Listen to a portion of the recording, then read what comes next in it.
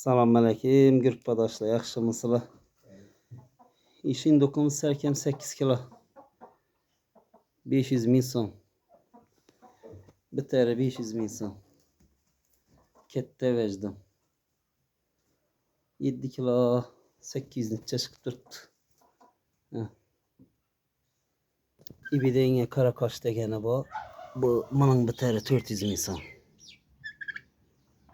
Bam 7 kilo yakın 6 kilo neçe bu. Bu serkem 7'ye yakınıydı. Yankından kitçe bu. 400 milyon biteri. Allah olsa gelip görüp yaksa alasıla. Yine şimdi dokun ya. 400 min son biteri. Ecayip vecine.